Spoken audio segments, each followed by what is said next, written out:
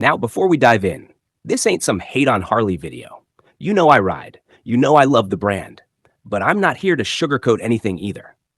Because being a Harley fan doesn't mean being blind. You ever wonder why some Harley-Davidsons just sit on the showroom floor, month after month untouched? You walk into a dealership, and there it is. Same bike, same spot, maybe even a little dust on the tank. And the sales guy? He's practically begging you to take it for a spin, throwing out incentives like candy at a parade, $2,000 off, 0 down, free accessories.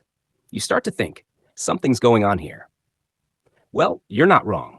Right now, Harley-Davidson dealerships all across the country are trying to unload a very specific group of bikes. And not just 1 or 2 models, 7 of them. 7 bikes that, for one reason or another, just aren't moving. And the message is loud and clear. Get them out now. Is it? Number 7, the Sportster Nightster. On paper, this thing should have been a win. A modern twist on a classic name. Liquid-cooled Revolution Max engine, lightweight chassis, sleek, stealthy design. Harley even pitched it as the new era of Sportster performance. But here's the reality. Hardcore Harley fans, they didn't bite. New riders, they went for cheaper options or jumped brands altogether. And traditionalists, they looked at the Nightster and saw a bike that had lost its soul. No potato, no peanut tank, no air-cooled rumble, just a clean, modern motorcycle trying to wear a very old name. And while the Revolution Max is a damn good engine, the Nightster didn't give people enough to justify its price. It felt caught in the middle. Not classic enough for the purists. Not exciting enough for the new crowd. Not bold enough to make a statement. So now, dealerships are stuck with them. They're pushing discounts, bundling gear, tacking on rebates, because every Nightster taking up space is one less Pan America or Road Glide they can show off. It's not that the Nightster is a bad bike. It just missed the mark. And in Harley's world, there's not a lot of patience for that, especially not when the shelves are getting crowded. Number 6, the Electra Standard. Now this one's a bit of a heartbreaker, because if you know Harleys, really know Harleys, you know the Electra Standard is a throwback. It's raw. It's stripped down. It's built for riders who want that classic big bagger silhouette without all the bells, whistles, and touchscreen distractions. No infotainment, no booming stereo, no chrome-laden fluff, just you, the road, a Milwaukee 8 engine, and that timeless Batwing fairing out front. Sounds perfect, right? Well, not exactly. Here's the problem. The Electra Standard sits in this weird no-man's land of Harley's touring lineup. Riders who want minimalism, they're going for the Road King. It's got more character, more visual appeal. And let's be honest, it's just cooler in the eyes of most old-school fans. And the riders who want comfort, tech, and long-haul luxury, they're skipping the Standard and going straight for the ultra-limited or Road Glide Special. So what does that leave the Electra Standard? A niche. A small, shrinking group of riders who want exactly what it offers and nothing more. And in today's market, where every model has to justify the square footage it takes up on the showroom floor, Harley dealerships are realizing something. This bike doesn't move. It doesn't sell fast. It doesn't attract walk-in buyers. It's not sexy. It's not flashy. And unless you know exactly why it exists, you'll probably never even glance at it. So, what do dealers do? They mark it down. They throw in free service packages. They try to upsell it as a blank canvas for your touring build, which, to be fair, it kinda is. But none of that changes the fact that the Electra Standard feels like a bike out of time. Not because it's outdated, but because Harley's customer base has moved on. They either want nostalgia in a flashy wrapper, or they want fully loaded tech beasts with heated grips and GPS and paint that costs more than a used car. The Electra Standard, it just shows up, does its job, and leaves quietly. And that's the problem. So yeah, dealers are trying to unload them. Hard. Because in today's Harley lineup, there's no room for quiet. All right, time to crank it up with number 5, the Street Bob 114. Now this one stings a little. Because on paper, the Street Bob 114 is everything a Harley should be. Stripped down, mean, minimal. Loaded with torque thanks to that Milwaukee 8114. No frills, no fluff, just steel, rubber, and throttle. It's got ape hangers, mid controls, blacked out everything. The kind of bike that makes you want to quit your job, grow your beard out, and ride west until the gas runs dry. But somehow, it got lost in the crowd. And here's why. Harley's Softail lineup is crowded. You've got the Fat Bob for the muscle crowd, the Lowrider S for the performance junkies, the Fat Boy for the chrome kings, the Heritage if you're feeling vintage, and the Lowrider ST. That thing came out swinging and stole the spotlight like a scene-stealing villain in an action flick. So where does that leave the Street Bob? Kind of floating. It's not the lightest, it's not the fastest, it's not the loudest, cheapest, most expensive, or even the best looking. It's just solid. And in 2025, solid ain't enough. Dealers have noticed. They stocked up on Street Bobs, thinking it'd be the go-to entry Softail for new riders wanting a real Harley experience. But the buyers that used to go Street Bob, they're either leveling up or heading to used markets. So now, you walk into a dealership and there's a row of Street Bobs just sitting there. Same price tag, same pitch, but no takers. Salespeople are bundling accessories, offering stage 1 installs at a discount. Sometimes they're even nudging you toward it with lines like, hey, same engine as the Lowrider S, but cheaper and easier to customize. But let's be honest. It's not selling because Harley let the lineup cannibalize itself. The Street Bob is still a good ride, still a blank canvas for a builder, still a backroad hooligan waiting to rip. But in today's showroom, it's background noise. And dealerships, they're doing everything, short of handing you the keys, just to clear the floor. Number 4, the Pan America 1250 base model. Now this one's complicated. Because the Pan America wasn't just a new model, it was Harley charging headfirst into a completely different world. The adventure bike world. Tall stance, high suspension travel, rugged, ready for anything geometry. And that Revolution Max engine? It's an absolute beast. The Pan America shocked a lot of people, especially the ADV crowd who never took Harley seriously. And guess what? It delivered. At least the special version did. The base model? That's where things start to fall apart. See, the Pan America 1250 Special came loaded. Adaptive ride height, semi-active suspension, heated grips, cornering lights, tubeless spoked wheels. It was everything the hardcore ADV crowd wanted, and then some. But the base model? Yeah, it had the same engine, same platform, same capability on paper. But without all the tech, without all the toys, it just didn't land. Riders spending big money on adventure bikes want full setups. They want the tech, the comfort, the gadgets. And if they're not getting it, they're buying a Tenere, or a GS, or a Tiger, or a KTM.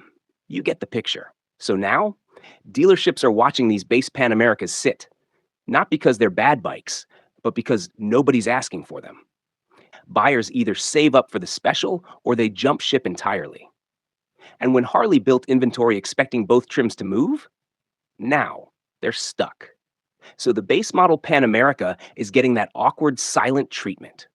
Sales staff nudge you toward the special.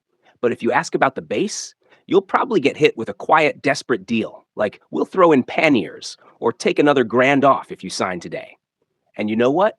If you don't care about all the electronics, if you want a raw, high-powered ADV bike that doesn't beep and buzz at every turn, the base Pan America is actually a steal right now. But that's the thing. You have to want it, and not many people do. So yeah, Harley made a great ADV bike, just not 2 of them. Number 3, the Softail Standard. Man, if there's ever been a ghost still hanging around Harley showrooms, it's this one. The Softail Standard is bare bones Harley. Stripped, slim, raw as hell. Steel wheels, mini apes, no chrome, no frills. It's basically the skeleton of a chopper, waiting for someone with vision to come build it out. And back in the day, that made sense. You wanted to make it your own. You didn't want to pay for a bunch of stuff you were going to rip off anyway. But here's the reality in 2025. That rider doesn't exist anymore. At least, not in the numbers Harley hoped for. Customization culture is still alive, sure, but most riders now, they want something they can ride today, not build over a year, not dump another $5,000 into just to make it look halfway decent. They want tech, comfort, style, done. out of the box. And the Softail Standard, well, it just kind of shows up and says, hey, figure it out. Now, don't get me wrong, it's got potential.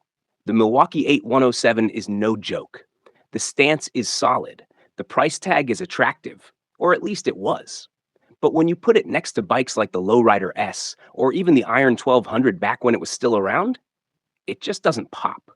And here's the kicker. Dealers stocked up on these things thinking new riders or custom builders would snap them up like candy. Didn't happen. So now, they're stuck. Softail standards are hanging around like that one guy at the bar who never knows when to call it a night. Nobody's being rude about it, but everybody's ready for him to leave. You walk in and you'll see the deals. 0 down, accessory credits, free exhaust upgrades just to sweeten the pot. Harley's throwing everything at the wall to get these things gone. Because in the current lineup, the Softail Standard just feels like unfinished homework. It's got history.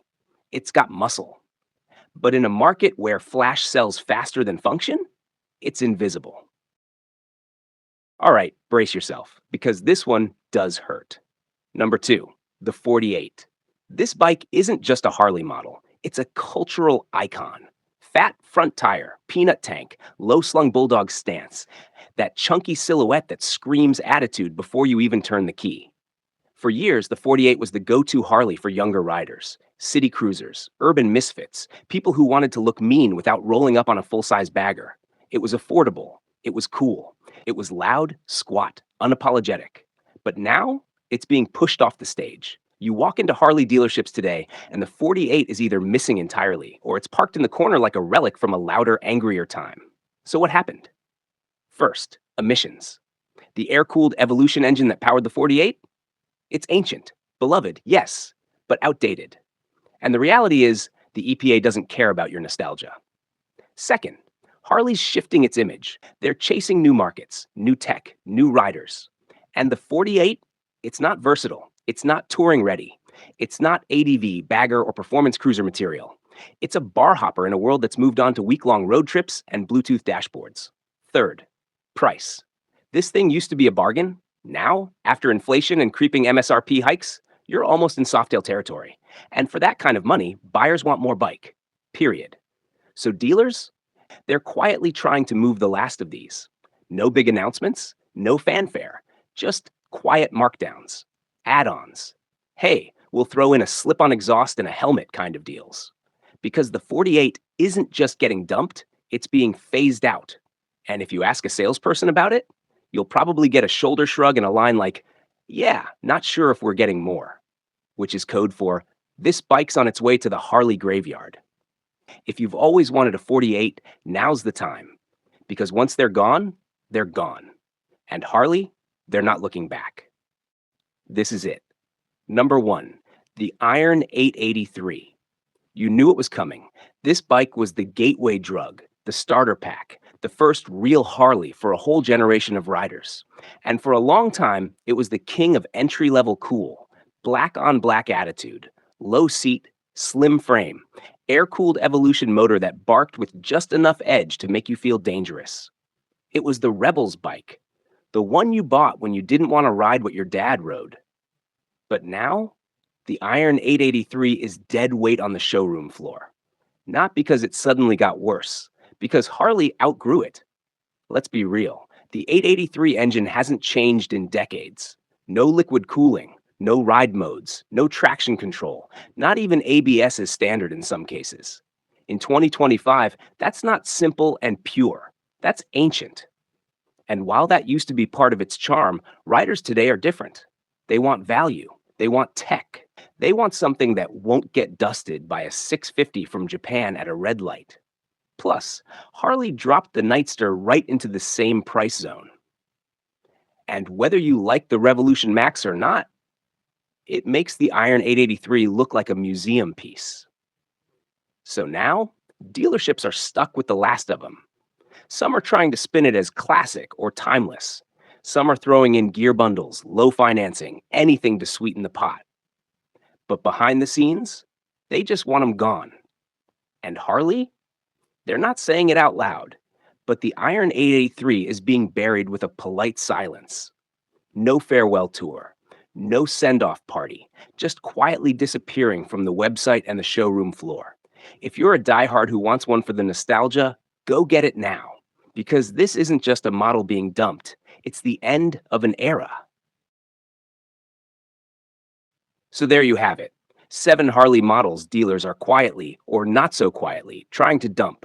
Some of them missed the mark, some just got outpaced, and some, they were legends whose time finally ran out. That's the thing with Harley. It's not just about specs or sales, it's about identity.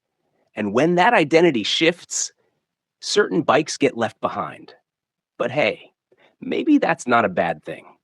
Because if you're sharp, if you know what you're looking for, you might just score a deal on a bike that still rips, just not one that sells. Let the dealerships panic. Let the marketing move on. You ride what speaks to you. Thanks for hanging out with me on this breakdown. Drop a comment. Tell me which bike you think Harley should have kept or which one deserved to be axed years ago. And if you like this kind of raw, unapologetic take, you know what to do. Like, subscribe, and I'll catch you in the next one. Out on the blacktop. Keep the throttle open, ride hard, and never let them tell you what your Harley should be.